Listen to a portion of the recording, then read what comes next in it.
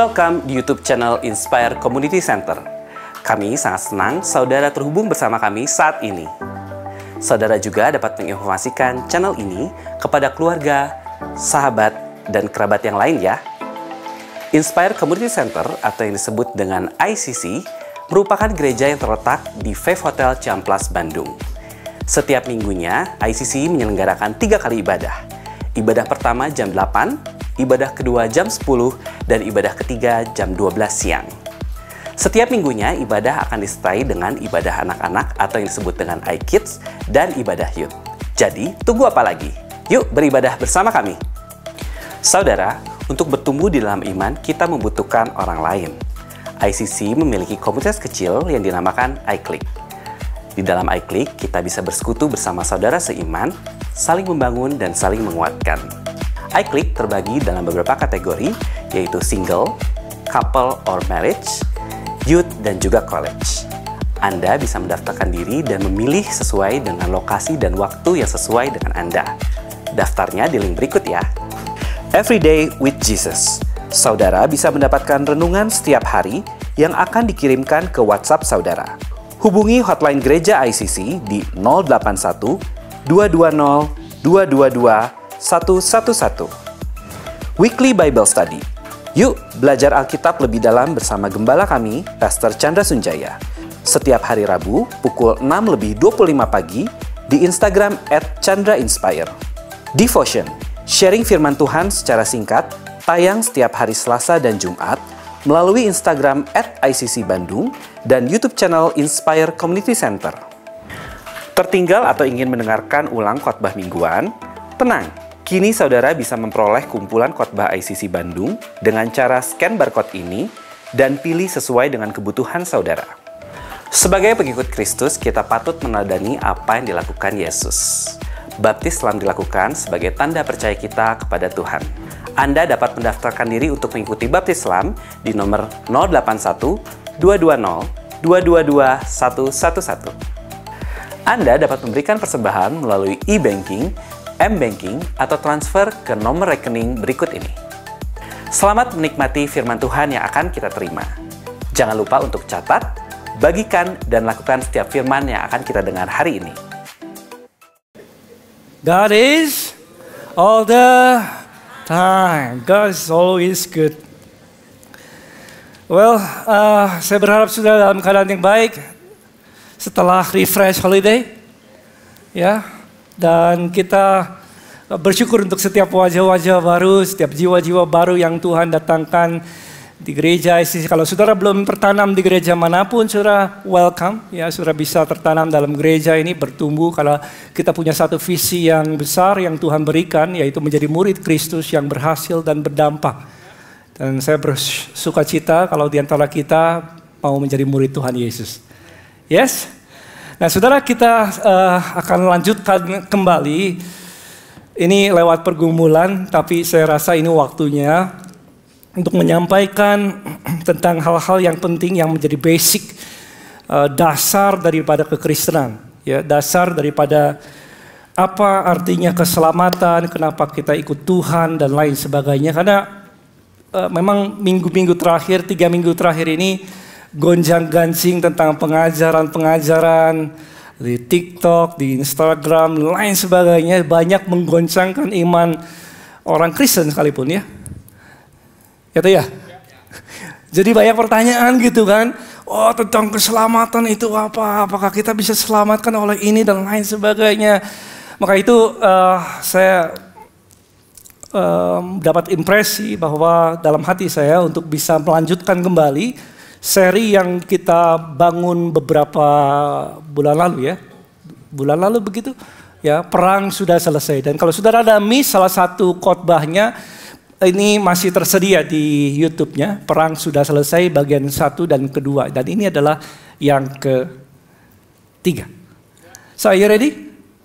Ya, siap ya saudara, semangat ya. Dan saya berharap berdoa supaya Roh Kudus bisa menuntun kita, bantu saya, bantu setiap kita untuk bisa menangkap apa itu keselamatan dan lain sebagainya. Nah saudara, review sebentar, kita belajar apa yang kita pelajari sebelumnya, bahwa kita ini diselamatkan bukan karena perbuatan baik. Yes? Tidak ada perbuatan baik sebaik-baiknya seseorang yang bisa membuatnya jadi ciptaan yang baru. Gak bisa. Ya, semua orang lahir ke dalam dunia ini sudah lahir ke dalam dosa. Dosa mana? Dosa turunan daripada pucuknya, ya, daripada akarnya maksud saya, yaitu Adam. Maka itu orang gak diselamatkan oleh perbuatan baik. Orang diselamatkan ketika dia menerima dengan iman. Dia terima karya penebusan Kristus di kayu salib. Ya, dia terima kasih karunia Tuhan bahwa Yesus telah mati bagi dia di kayu salib. Dia menerimanya dengan iman dan mengakui, Roma 10 dikatakan Yesus adalah Tuhan. Dengan demikian orang bisa terima keselamatan. Jadi orang gak diselamatkan oleh perbuatan baiknya. Dan Yesus mati menebus dosa bukan hanya bagi orang Kristen. Yes, Yesus firman Tuhan katakan Yesus mati untuk semua dosa manusia. Seluruh orang yang saudara kenal, yang saudara mungkin akan kenal satu hari di tempat kerja, di kantin, ya, di pergaulan, arisan, gitu ya. Setiap orang yang kita lihat, yang kita kenal, ya, Yesus ataupun yang kita nggak kenal, Yesus telah mati untuk semua orang. Dosa semua orang, dia telah menebus dengan karyanya di kayu salib untuk menebus semua orang, dosa semua orang. Tapi nggak berarti semua orang akan diselamatkan. Karena yang diselamatkan adalah orang yang menerima. Katakan saya menerima. Menerima pemberian Yesus. Pemberian karya keselamatan itu, pemberian penebusan itu. Mereka lah yang akan diselamatkan.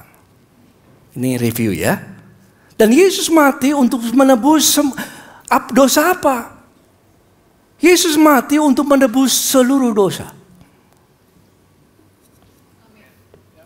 Semua dosa. Tidak ada yang terkecuali. Ya. Segala macam dosa Yesus telah tanggung. Selesai di kayu salib. Dosa dulu, dosa sekarang, dan dosa sepanjang hidupmu. Yesus telah tanggung di kayu salib. Bukan karena perbuatan kita terima keselamatan, tetapi karena kita beriman menerima karya penebusan Tuhan Yesus. Nah, orang Kristen masih bisa jatuh dalam dosa nggak setelah selamat? Siapa yang pernah jatuh dalam dosa setelah terima keselamatan? Atau cuma saya doang? Semua ya? Lebih dari sekali? 10 kali? Dosa itu macam-macam ya saudara. Ada dosa yang kita tahu, ada dosa yang kau nggak tahu. Ada dosa yang kau sadari, ada dosa yang kau nggak sadari. Gitu? Oh, dosa itu berzina, tapi kalau engkau memandang orang dan menginginkannya, kau sudah berzina dalam pikiran. Dosa perasaan, dosa keimajinasi, dosa keinginan, macam-macam. Dan Yesus telah menanggung segala dosa itu. Di kayu salib. Seluruh dosa. Dan kita sebagai anak Tuhan masih bisa jatuh dalam dosa setelah terima keselamatan. Tapi kalau orang Kristen jatuh dalam dosa, nggak serta-merta dia kehilangan keselamatan. Kenapa saudara? Karena pada awalnya dia terima keselamatan bukan karena sama sekali. Bukan karena perbuatan baiknya. Karena dia terima kebaikan Tuhan. Berikan tepuk tangan untuk Tuhan Yesus. Ini basicnya, penting sekali. Ya, kita nggak ada seorang pun lahir baru, jadi ciptaan yang baru karena perbuatan baik. Kalau dia kasih rumahnya, dia kasih depositonya, dia kasih semua uangnya, wah saya jadi lahir baru. Nggak ada saudara. Keselamatan adalah pemberian.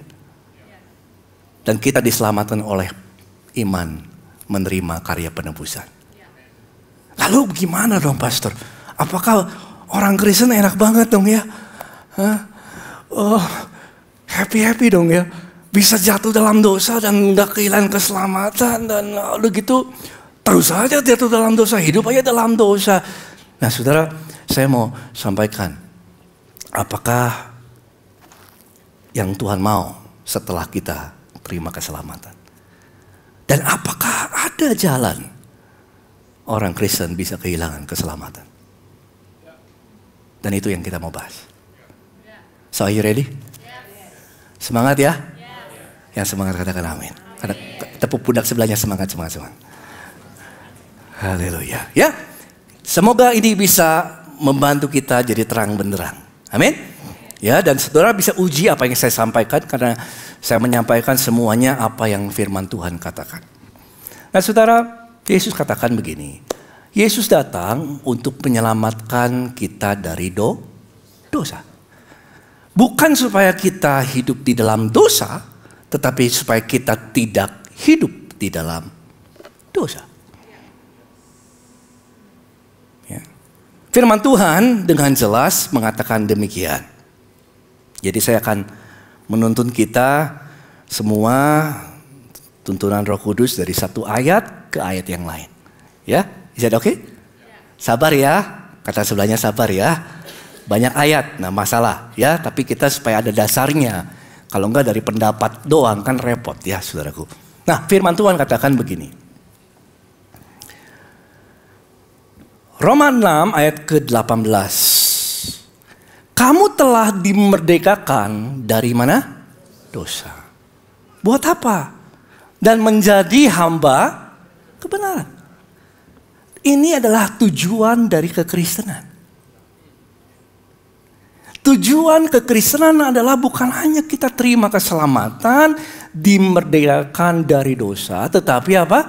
Jadi hamba kebenaran. Untuk bisa hidup di dalam apa yang menjadi kehendak Tuhan. Bukan kehendak kita sendiri. Tuhan mau kita jadi hamba kebenaran. Semakin hari semakin dibentuk ya, serupa seperti gambar Kristus di dalam kekudusan. Tuhan mau kita hidup dalam kekudusan. Hari demi hari. Ya. Bahkan saya mau katakan the goal, tujuan dari kekristenan, the goal of Christianity adalah sanctification. Adalah hidup di dalam pengudusan Tuhan. Itu tujuannya. Supaya hari demi hari saudara dan saya semakin dibentuk serupa seperti Kristus. Lewat perkataanmu, lewat perbuatanmu, lewat setiap keputusan saudara. Ya. Banyak orang berpikir bahwa tujuan saya ingin dapatkan keselamatan. Oh saya ingin terima pengampunan dosa dan setelah itu bye. Yesus ampuni dosaku dan setelah itu bye-bye. Saya nggak mau ke gereja. Saya nggak mau bersekutu. Saya nggak mau hidup di komsel, masuk dalam pengajaran, bertumbuh. No. Tujuan Tuhan bukan hanya ingin kita terima keselamatan, tetapi Tuhan mau kita terima ini. 1 Timotius 2 ayat keempat.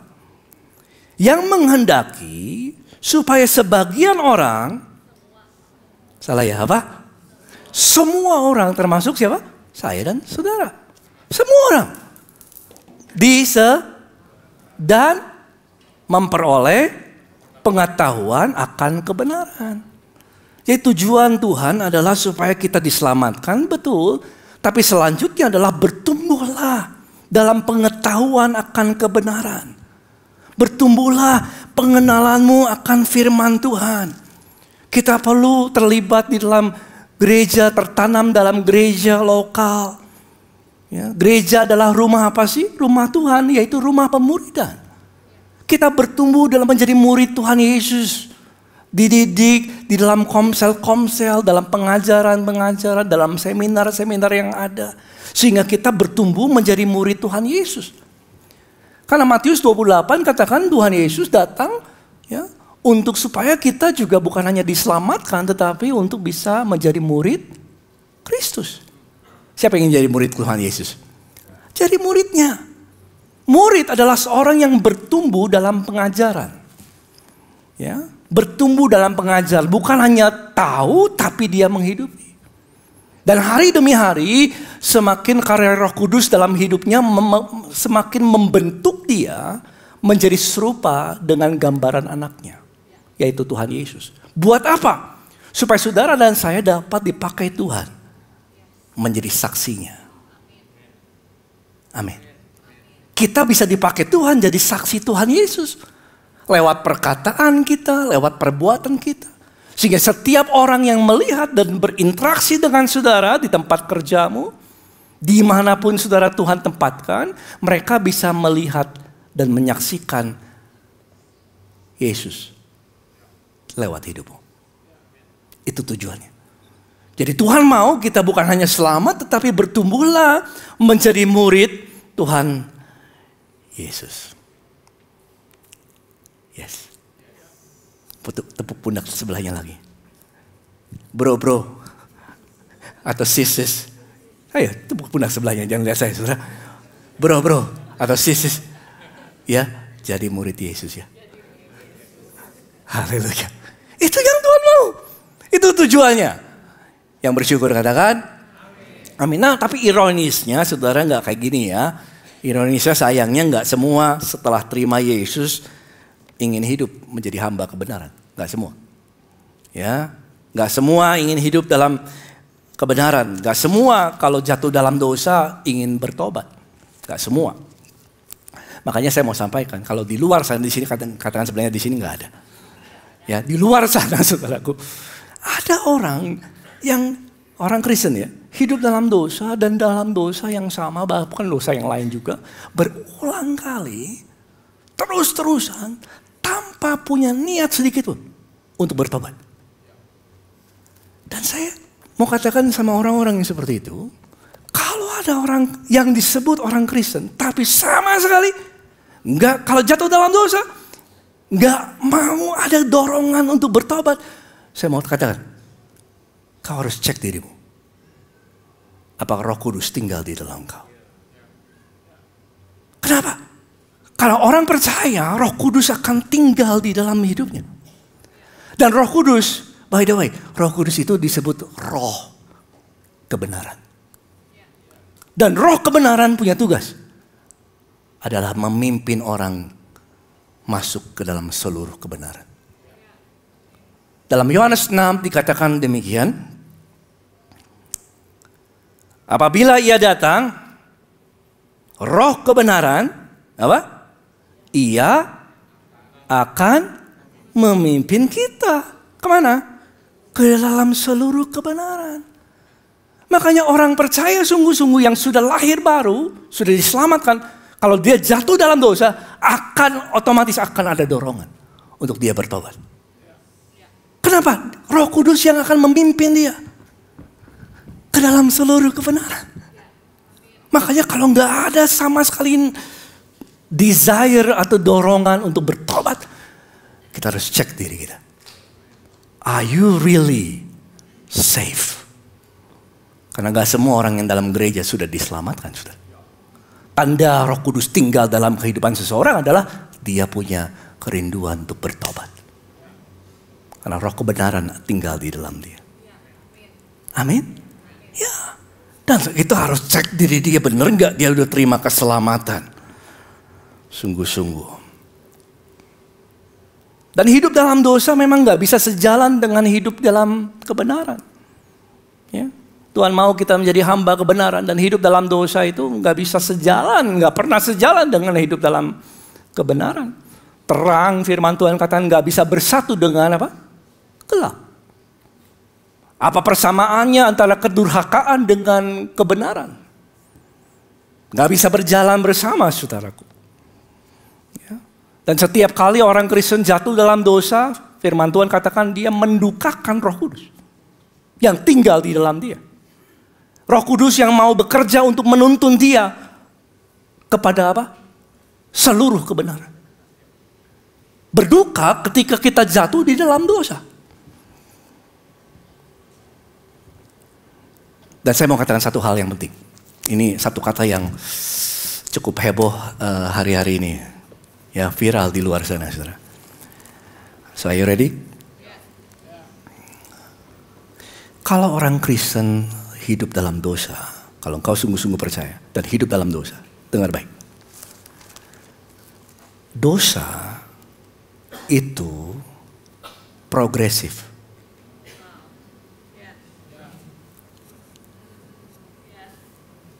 Kata sebelah dosa.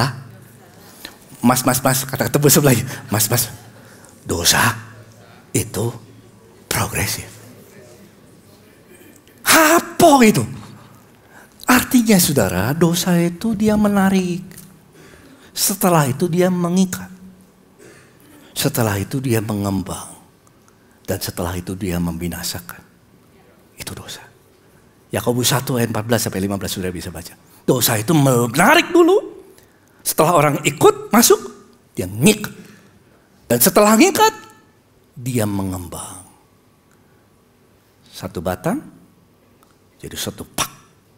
Satu pak jadi drugs. Drugs jadi yang lain. Itu dosa. Yang mengerti katakan amin. Dosa itu progresif. Makanya jangan coba-coba.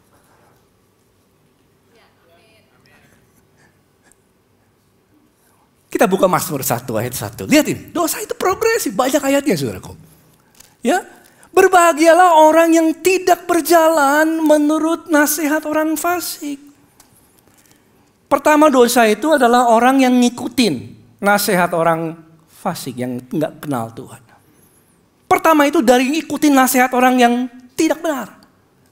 Nasihat, ikutin itu. Setelah itu yang tidak setelah dia ikut, dia akan berdiri. Dosa itu progresif. Berdiri artinya dia bukan hanya setuju, dia juga terus melakukan yang sama. Dan setelah terus melakukan yang sama, progresif saudara. Dia akan duduk bersama dengan mereka. Bersekutu. Itu dosa.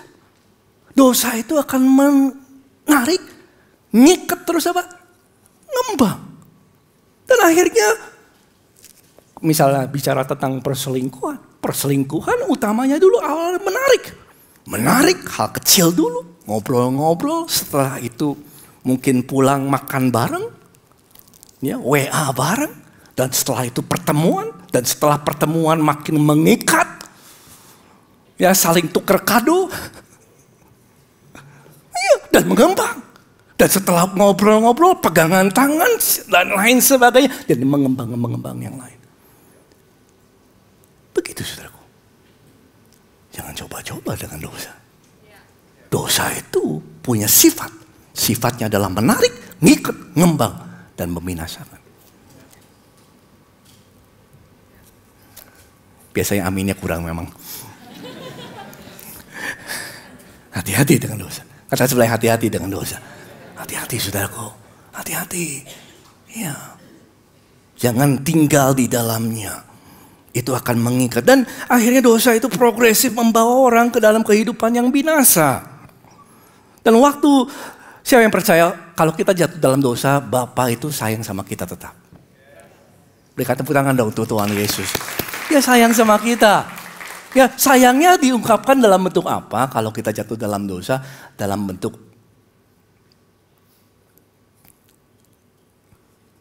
Dia menghajar anaknya. Dalam Ibrani 12 ayat ke-6 dikatakan Tuhan, aduh ini kalau dibaca dalam Alkitab pengennya di skip. Tuhan apa? Menghajar orang yang dikasihinya dan menyesal orang yang diakuinya sebagai anak. Waduh, saya baca ini dulu 20 tahun yang lalu saudara awal baptis ikut Tuhan. Tuhan, setiap kali ya jatuh dalam dosa saya kok takut sama ayat ini. Dihajar apa ini? Ada di sini yang pernah ngalamin yang sama? Kalau engkau jatuh dalam dosa tiba-tiba engkau merasa takut dihajar Tuhan. Karena ada ayat ya Tuhan menghajar. Tapi puji Tuhan dalam terjemahan bahasa Inggris lebih halus saudaraku. Lihat ini. Because the Lord discipline. Yes? The Lord disciplines those He loves. Tuhan itu mendisiplinkan anak-anaknya kalau mereka tinggal jatuh di dalam dosa. Hidup di luar kebenaran. Tuhan akan disiplinkan dia. Pertanyaannya dengan apa? Saya mau katakan satu hal. Kalau saudara pertama kali dengar ini, puji Tuhan, ini akan membebaskan saudara. Tuhan tidak menghajar, mendisiplinkan anaknya dengan sakit penyakit. Gak ada. Tuhan tidak mendisiplinkan anaknya dengan musibah, dengan kecelakaan, dengan kebangkrutan, dengan kehancuran hidup. No, Tuhan gak mendisiplinkan anaknya dengan hal itu semua. Yesus telah mati di kayu salib untuk menebus dosa kita dan menanggung penderitaan sakit penyakit kita. Makanya dia gak memberikan sakit penyakit atas kita kalau kita jatuh dalam dosa. Haleluya. Lalu Tuhan disiplinkan kita dengan apa? Saya senang saudara bertanya. Ini saudaraku. Tuhan disiplinkan kita dengan ini. Dalam 2 Timotius 3 ayat 16. Inilah disiplin Tuhan. Segala tulisan yang diilhamkan Allah memang bermanfaat untuk mengajar. Siapa yang pernah dengar khotbah merasa diajar? Belajar sesuatu. Terus apa? Menyatakan kesalahan. Siapa yang pernah dengar firman merasa dinyatakan kesalahannya? Itu. Terus apa lagi? Untuk memperbaiki kelakuan. Siapa di sini yang punya minimal satu kelakuan yang kudu dirubah? Gimana cara Tuhan negur itu semua? Firman-Nya. Lewat siapa? Bisa lewat saya, bisa lewat orang-orang, orang percaya yang menegur kita. Menyatakan apa yang salah. Lewat firman. Itu cara Tuhan mendidik orang dalam kebenaran. Yang bersyukur katakan amin. Jadi Tuhan gak didik kita dengan kebangkrutan, dengan kehancuran hidup, dengan sakit penyakit, dengan kecelakaan, dengan musibah. No, that is not the way. Cara Tuhan, lihat ini sudah dengan jelas. Untuk mendidik orang dalam kebenaran. Cara Tuhan mendidik orang adalah lewat tulisannya. Tegurannya lewat firman-Nya. Kadang-kadang siapa yang pernah merasakan sesekali ditegur lebih keras, saudara? Lewat firman Tuhan. Ya, itu caranya. Dan Tuhan menyatakan sayangnya, kasihnya sama kita lewat firman-Nya, ditegur oleh firman-Nya. Makanya Tuhan gak mau kita hidup dalam dosa. Roh Kudus akan mengerjakan itu dalam hidup orang percaya. Karena Roh Kudus adalah roh kebenaran yang memimpin dia dalam seluruh kebenaran. Dan Tuhan gak mau, Tuhan kalau orang hidup dalam dosa, masalahnya saudara, Tuhan mengasihi kita semua sama. Yang percaya katakan amin. Tapi Tuhan tidak mempercayakan semua sama. Kepercayaan sama kasih itu bisa berbeda.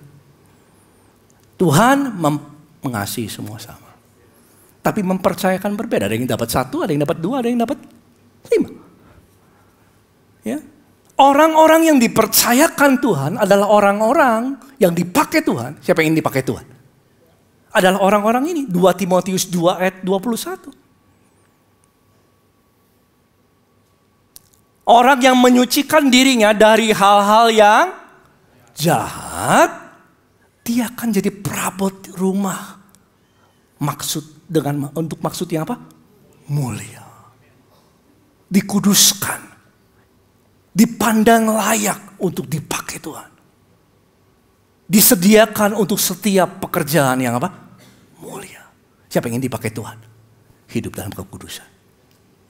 Kalau kita hidup dalam kekudusan itu, jalan Tuhan mempercayakan hidupmu. Amin. Ya. Karena kalau kita nggak hidup dalam kekudusan, saudara, dipakai Tuhan bisa jadi batu sandungan. Ya toh? Bahkan kita bisa, hati kita bisa jauh daripada Tuhan. Makanya Tuhan mau kita hidup di dalam kekudusan. Bisa dipakai dia. Dan Tuhan mau memakai kita, setiap kita. Yang mengerti katakan amin. Dan yang paling buruk saudaraku dari dosa ini apa sih pastor? Yang paling buruk ini saudara. Tuhan sayang sama kita. Tuhan gak menghukum kita dengan cara-cara yang seperti itu. Tapi kalau kita hidup di dalam dosa, yang terjadi adalah dosa itu sendiri akan menghajar kita. Dosa itu sendiri, firman Tuhan dalam Bilangan 32 ayat 23. Makanya jangan main-main sama dosa, saudara. Dosa itu progresif. Gak ada dosa kecil yang gak memimpin kepada dosa besar. Tidak ada. Semua dosa akan membawa kepada maut, akan mengikat, membesar, dan membinasakan. Bilangan 32 ayat 23. Yuk sama-sama baca dengan suara keras. Bapak Ibu yang kasih Tuhan. 2, 3.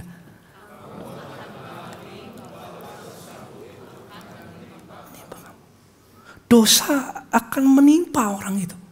Bukan Tuhan. Dosanya. Jadi kalau dia hidup di dalam dosa, contoh misalnya dia hidup dalam drugs, kemabukan, lain sebagainya. Dosa itu akan menimpa dia. Orang bisa sakit. Ya, bisa mengalami sakit, penyakit dan lain sebagainya. Bukan dari Tuhan. Tapi dari dia sendiri. Dosa itu menimpa dia.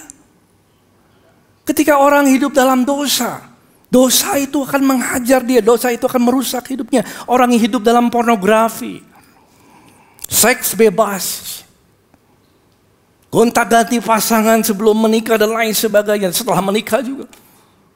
Kena sakit, penyakit. Seorang yang saya dengar pergi ke liburan ke Thailand, pergi ke sana. Sebentar. Udah lama sekali ceritanya, saudara. Jatuh dalam percabulan, perzinahan akhirnya, saudara. HIV. Sakit. Orang baik jatuh pada saat yang salah. Jatuh dalam dosa. Sakit, saudara. Meninggal. Ya, dosa itu menimpa dia. Bukan Tuhan. Dan Tuhan gak izinkan itu terjadi. Saudara mengerti apa yang saya sampaikan? Kalau gini, kalau saya hidupnya gak baik, lalu saya mabuk-mabukan, saya alkohol, saya drugs, ngebut-ngebutan, terus saya kecelakaan, siapa yang percaya itu bukan kehendak Tuhan? Dan banyak orang mengalami kayak gitu semua, dia bilang, Tuhan izinkan. No. Tuhan gak izinkan. Itu kehendaknya sendiri. Dosa itu menimpa dia. Tapi dalam hal yang demikian pun, siapa yang percaya Tuhan Yesus tetap pengasih? Berikan tepuk tangan untuk dia. Tuhan Yesus tetap bisa memulihkan, Tuhan Yesus tetap bisa menyembuhkan, betul. Tapi Tuhan gak mau kita kena hukuman akibat dosa itu sendiri. Dan dosa bisa merusak hubungan, bukan hanya dirinya, tetapi merusak hubungan dengan orang lain. Kalau orang itu menipu banyak orang, merugikan banyak orang, merusak hubungan satu dengan yang lain. Bisa juga terlibat dalam perselisihan, batu sandungan. Dan dosa yang paling parah adalah ini. Dosa akan memimpin kepada satu fase di mana orang bisa ini. Perhatikan saudara. McD dan KFC tinggalin dulu ya. Dan grup WA-nya tinggalin dulu. Dengar baik saudara. Dosa kalau nggak berhenti bisa masuk dalam satu fase yang namanya tegar hati. Tegar. Harden heart. Harden artinya keras. Sudah gak bisa lagi dibicarain. Ibrani 3 ayat 13. Nasihatilah seorang kepada yang lain kalau ada waktu. Selama masih dapat dikatakan hari ini, supaya jangan ada di antara kamu yang menjadi apa? Tegar hatinya karena tipu daya dosa. Dosa itu bisa sampai ke sini. Karena tipu daya dosa membawa orang kepada tegar hati. Tegar hati artinya hardened heart. Sudah bisa cross check ini. Pelajari kata ini, harden sudah gak bisa lagi dibentuk. Sudah lagi gak bisa dinasehati. Sudah gak bisa lagi dikatakan yang benar. Gak bisa lagi ditegur. Gak mau lagi dengar nasihat, bahkan menjauh. Tegar hati saudara. Dan akhirnya orang yang tegar hati ujung-ujungnya bisa sampai kepada murtad.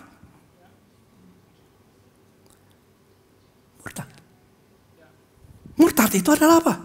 Murtad itu adalah menolak Yesus. Ibrani 10 ayat 26. Sebab jika kita sengaja berbuat dosa. Kalau kau nggak tahu itu nggak baik dan kau hidup terus di dalamnya, sengaja berbuat dosa. Dan dosa ini adalah dosa bicara tentang menolak Yesus. Saudara. Sesudah memperoleh pengetahuan tentang kebenaran, maka nggak ada lagi korban untuk menghapus dosa itu. Sudah tahu sejak Yesus menebus dosa manusia di kayu salib, maka semua dosa telah ada pengampunannya.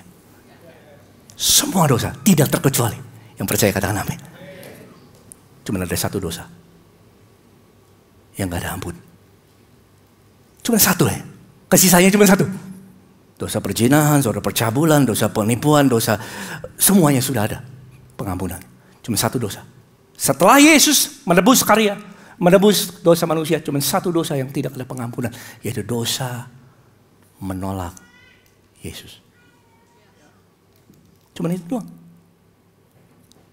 Dan kalau menolak Yesus gak ada lagi korban. Yang ada 27 dikatakan, yang ada ialah kematian yang mengerikan. Dia murtad. Api yang dahsyat yang menghanguskan semua orang durhaka. Jadi orang tidak kehilangan keselamatan karena jatuh dalam dosa. Tapi orang sampai dapat kehilangan keselamatan karena sampai menolak Yesus. Bukan perbuatan, tapi penolakan. Yang mengerti belajar katakan amin. Karena semua dosa Yesus telah tanggung, tapi satu dosa ini, yaitu menolak kasih karunia, menolak Yesus. Dan orang yang tegar hati bisa sampai ke sini. Meskipun kasih Tuhan tidak pernah berubah, yang setuju katakan, tapi kasihmu bisa berubah. Kasih kita sama Tuhan itu bisa berubah. Amin. Ya. Kasih Tuhan sama kita nggak pernah berubah, tapi kasih Yesus bisa. Kasih Yesus tidak pernah berubah, maksud saya, pada kita. Kapanpun, dimanapun, 70 kali dalam sehari dosa pun, kasih Yesus nggak pernah berubah. Tapi kasihmu bisa berubah. Ada orang yang hidup dalam dosanya, nggak mau lagi gereja, nggak mau lagi melayani dan lain sebagainya. Dia menjauh daripada Tuhan. Kasih kita bisa berubah. Tapi sepanjang orang itu Kristen, apapun dosanya, berapa kali dosanya, dan dosa itu banyak. Dosa yang disadari, dosa yang nggak disadari. Dosa yang diketahui, dosa yang tidak diketahui. Dosa perasaan, dosa segala macam. Apapun dosanya, selagi orang itu tidak menolak Yesus, pengampunan sudah tersedia. Yang mengerti katakan amin. Pengampunan sudah tersedia. Apakah dia akan selamat? Firman Tuhan katakan selamat. Tapi kayak keluar dari api. Gosong, saudaraku. Firman Tuhan katakan demikian. Semoga ini membantu ya. 1 Korintus 3 ayat 15. Jika pekerjaannya, dan setelah ini kita semua bisa menangkap apa yang menjadi keselamatan Tuhan ya. Jika pekerjaannya terbakar, ia akan menderita kerugian. Tapi ia sendiri akan apa? Selamat. Karena nggak ada satu perbuatan dosa pun ya membuat kehilangan keselamatan. Nggak ada. Karena semua dosa telah Yesus tanggung. Ada satu dosa, yaitu menolak Yesus. Dan orang yang menolak Yesus adalah orang yang sampai tegar hatinya, dan dia bisa nggak menolak Yesus? Maaf, saya mau bukakan ini 2 Timotius 2 ayat 12. Bisa. Lihat ini, jika kita bertekun, kita akan apa? Ikut memerintah dengan dia. Jika kita, yuk sama-sama 2, 3. Jika kita, dia pun akan menyangkal kita. Bahasa Inggrisnya mungkin lebih jelas. Dikatakan demikian. If we endure, we shall also reign with him. If we deny and disown and reject him, He will also deny, disown, and reject us. Karena orang Kristen pun masih punya kemampuan untuk menolak Yesus. Kapan? Kalau dia sudah tegar hatinya. Dan orang Kristen yang menolak Yesus karena dia tegar hatinya, karena tipu daya dosa terus udah gitu. Dia sampai keras hatinya, gak bisa lagi ditegur. Dan akhirnya dia undur daripada Tuhan. Dan sampai satu titik di mana dia menolak Yesus. Itu namanya murtad. Menyangkal Yesus, menolak Yesus. Dan dia melakukan dosa yang firman Tuhan katakan dosa yang mendatangkan maut. 1 Yohanes 5 ayat 16. Enggak semua dosa mendatangkan maut, saudara. Karena semua dosa Yesus telah tanggung di kayu salib. Hanya satu dosa yang mendatangkan maut, yaitu menolak Yesus.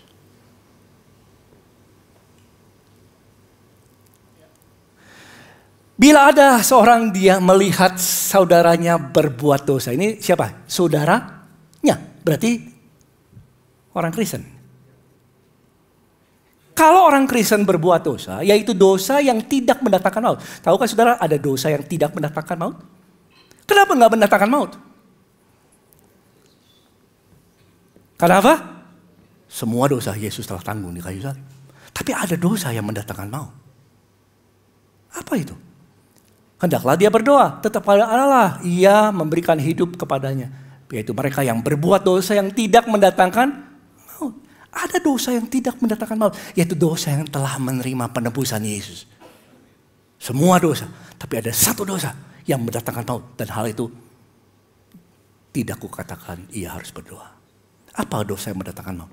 Ia menolak Yesus. Itu yang mendatangkan maut. Dan ketika orang Kristen hidup dalam dosa, tegar hati, dan akhirnya dia menolak Yesus, itulah dosa yang mendatangkan maut. Itulah yang dikatakan firman Tuhan yang disebut menghujat Roh Kudus. Sama. Menghujat Roh Kudus dalam Markus 3 ayat 26, 29. Apabila seorang menghujat Roh Kudus, ya, nggak dapat ampun selama-lamanya. Makanya jangan hidup di dalam dosa. Karena dosa itu bisa ngikat. Sampai ke situ ujung-ujungnya tuh. Orang bisa menolak Yesus. Katakan sebelah, tepuk pundak sebelahnya. Bro.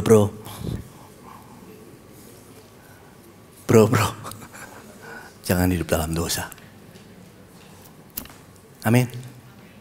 Amin. Haleluya. Tapi saya punya kabar baik dan setelah ini saya selesai. Kabar baik ya.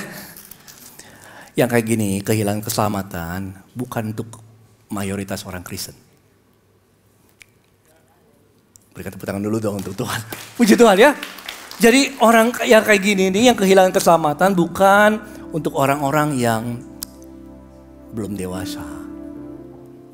Bukan untuk orang-orang yang lagi marah sama Tuhan. Saya gak mau ikut Tuhan lagi. Kan ada yang kayak gitu. Ya, bukan untuk orang-orang yang ngomong-ngomong gini. Terlontar sesuatu yang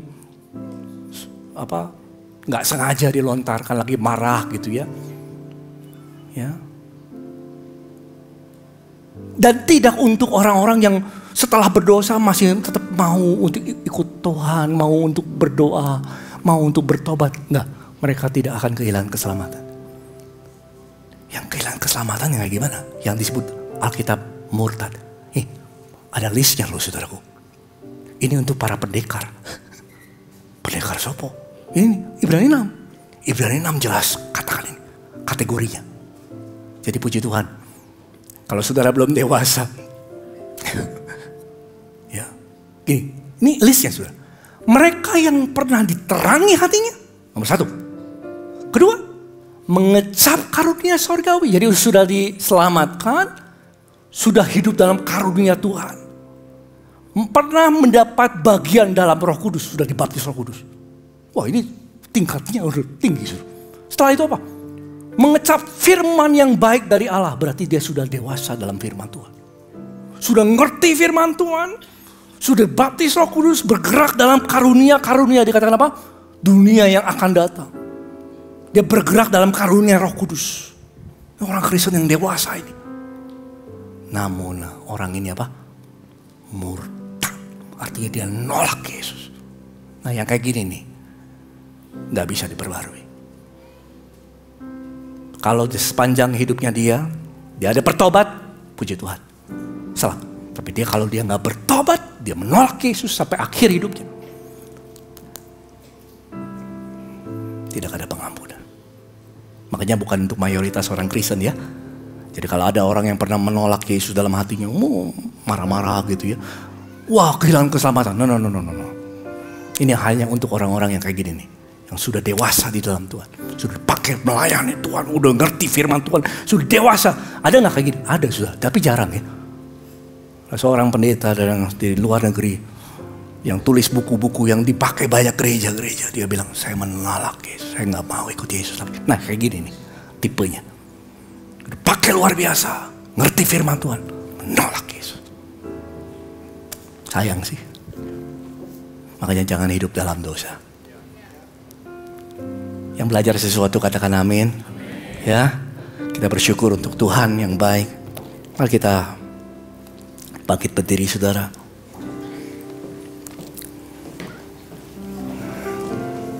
Ya poin saya pagi hari ini adalah simple. Ya, kau telah dimerdekakan dari dosa untuk hidup dalam kebenaran. Kalau kau jatuh dalam dosa berapapun, sampai kapanpun, semasa ada nafas masih ada. Ya. Hiduplah dalam pertobatan. Akui di hadapan Tuhan, maka Dia adalah setia dan adil. Yesus telah mengampuni semua dosa kita. Amin. Jangan hidup dalam dosa. Mari pejamkan mata kita. Dan Roh Kudus ini dengan sangat kuat katakan ini.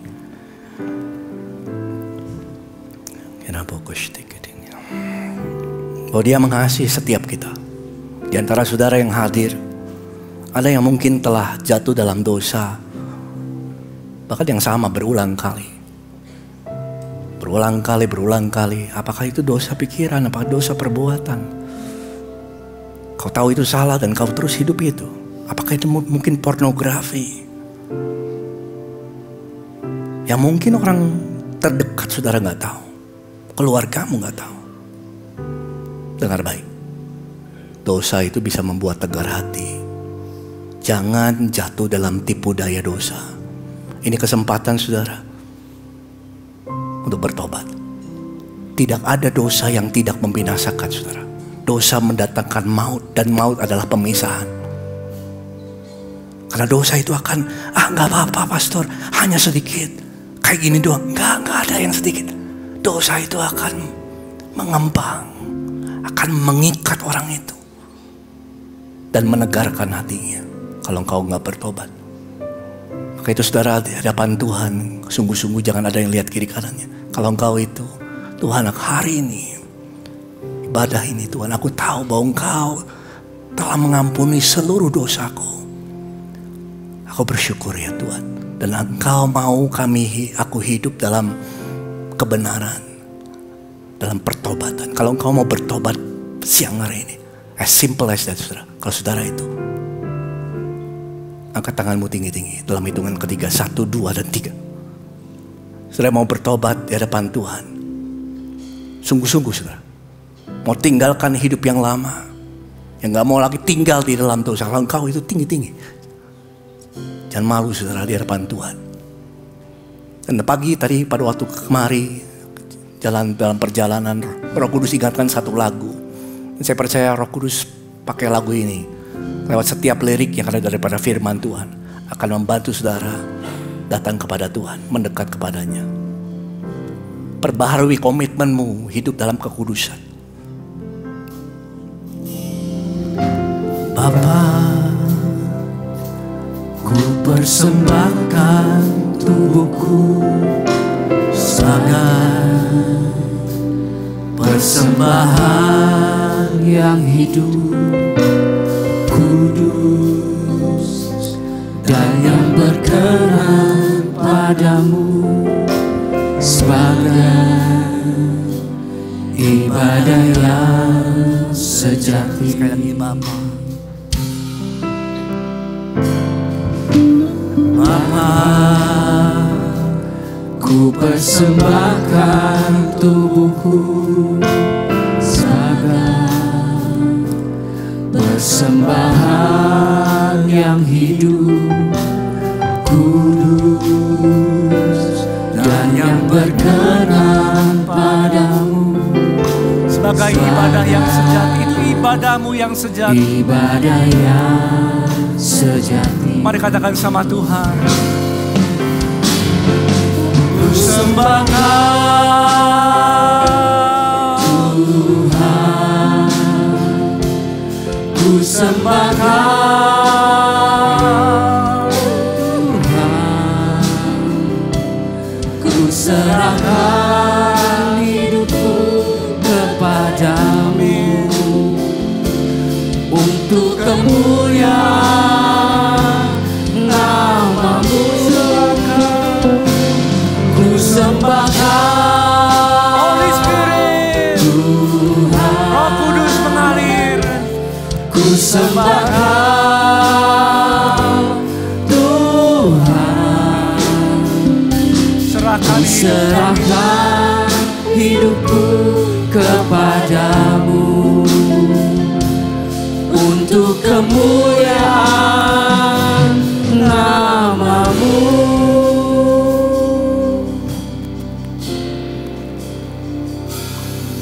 Ku sembahkan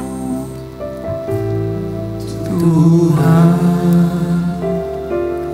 ku sembahkan Tuhan, ku serahkan hidupku kepadamu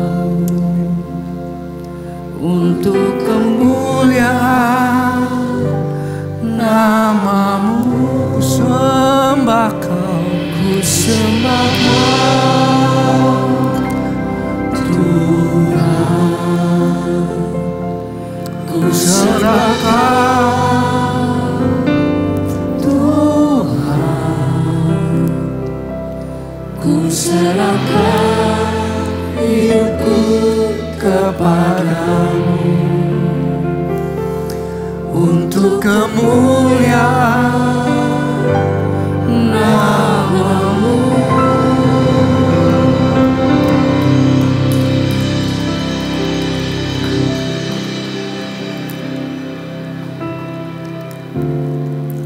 Tuhan Yesus, berapa kali kami melukakan Kau.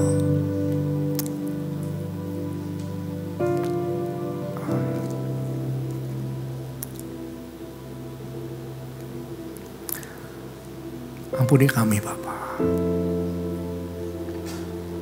Kau inginkan kami hidup dalam kebenaran, dalam kekudusan Tuhan.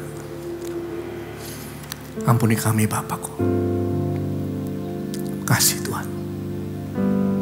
Kalau Engkau Tuhan tegur lewat firman-Nya, Kau mengambil satu komitmen, Tuhan aku mau hidup untuk Engkau. Sudah gak ada yang lebih baik dari hidup untuk Tuhan. Yesus mati di kayu salib bukan untuk kau sia-siakan. Supaya engkau hidup dalam kebenaran. Supaya engkau hidup dalam kekudusan. Dan lewat kekudusan Tuhan bisa memakai setiap saudara untuk kemuliaan-Nya.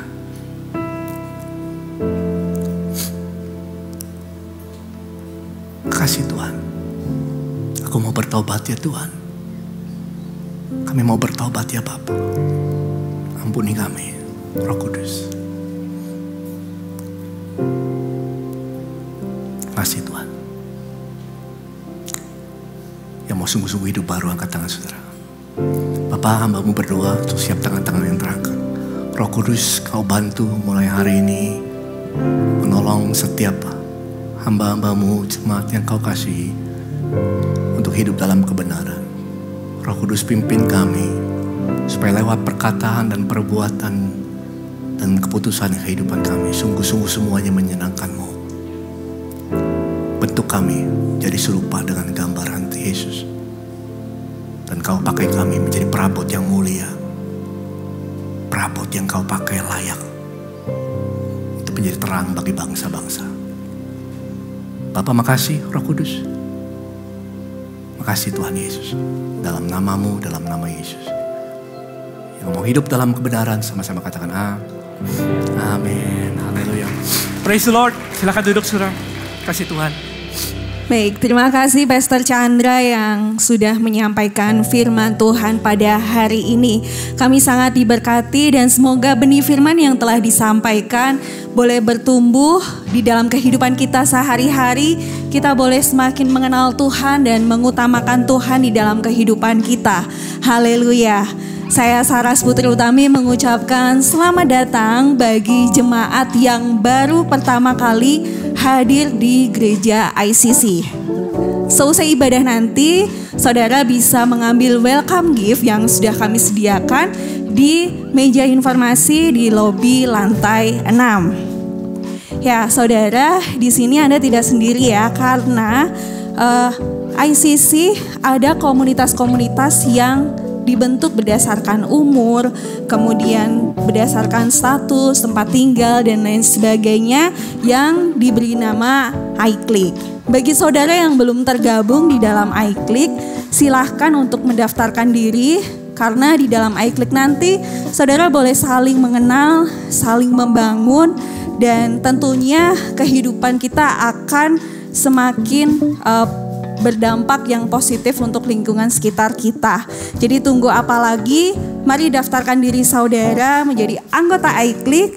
Kami tunggu di meja informasi. Saudara, di minggu depan ada event yang menarik, khususnya bagi para pebisnis, yaitu ada ICC Workshop Business yang akan diselenggarakan besok hari Selasa tanggal 23 April 2024 pukul 18.30 di IPC Hall, dan kali ini mengundang narasumber yaitu Teddy Lazuardi selaku pemilik Gourmetaria, Dimsum 9 Naga, Dimsum 9 Ayam, dan masih banyak lagi. Dan di dalam acara tersebut beliau akan membuka rahasia kesuksesannya di bidang bisnis F&B, dan acara ini eksklusif ya, khusus untuk 30 orang peserta saja dari jemaat ICC. Jadi jangan lewatkan kesempatan kali ini. Silahkan daftarkan langsung diri Anda melalui link yang tertera pada layar LED atau melalui hotline ICC di 081 220 222 111. Informasi selanjutnya hadir untuk para senior.